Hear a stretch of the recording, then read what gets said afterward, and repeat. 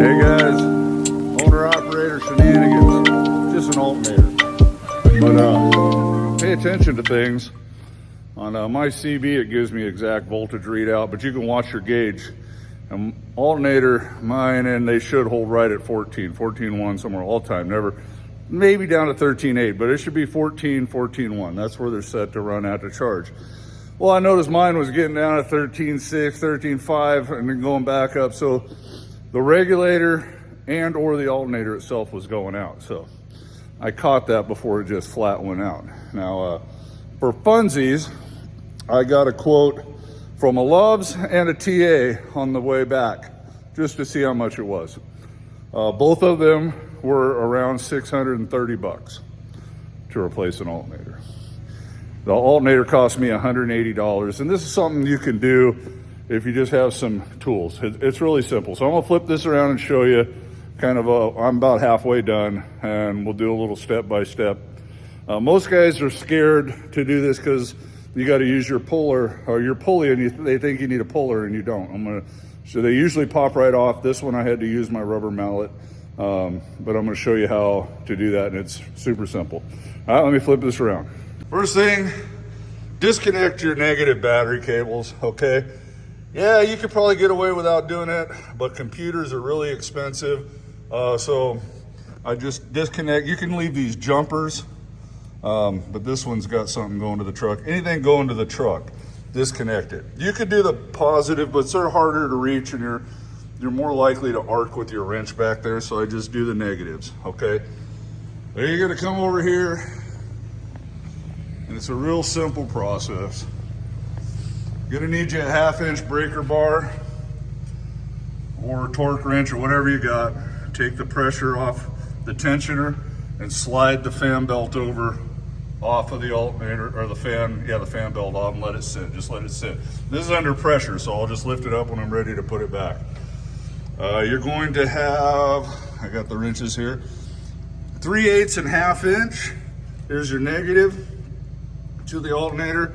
There's your positive. You undo those, and then it's 4 bolts if it's a pad mount. All truck alternators are pad mounts or tilt mounts. Most of them are pad mounts. You take the 4 bolts off, pull it out, and that's it. And you come on over here. All right, there's the old one. Here's the new one, okay? Now this pulley was on here. Put it back on there. It'll just slide right on there, right? But sometimes they're stuck on, and you get online and all the extras, oh, you need a puller. No, you don't. This ain't gonna stay now, but okay, all I did was take the nuts off. That is a 24 millimeter, right? Yeah, 24 millimeter. And it didn't want to come right off, so I actually held the whole alternator up off the ground. And to get that off, all you need is a rag and a pair of gloves, and grab it like a man and hit it with your air gun, or I can't seem to find my 1/2-inch DeWalt driver. That means it's somewhere loaned or whatever. I don't know. So just hold it, and zip that nut off. Now, usually you can pull these off, push down and pull up. You don't need a puller, but this one was a little stuck on there, so I just held the whole thing off the ground with one hand.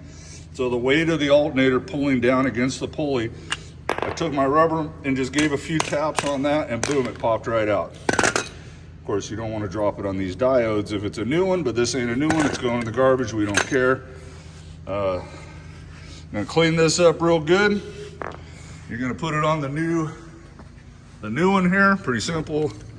Take this off. Slide the pulley on. Take your rubber mallet. Just tap, tap, tap, tap, tap, real easy like. Put the nut on there, and you can either run it down real fast with the impact, or better yet, easy on the diodes there. You put a Allen, it's a big Allen wrench basically, in there, and hold it and slowly tighten down with a 24 millimeter wrench, okay? Or just hit it real fast with the impact gun. Just be careful. Make sure you got 3 or 4 good turns on there before you do that, so you don't spin and strip off the threads, okay?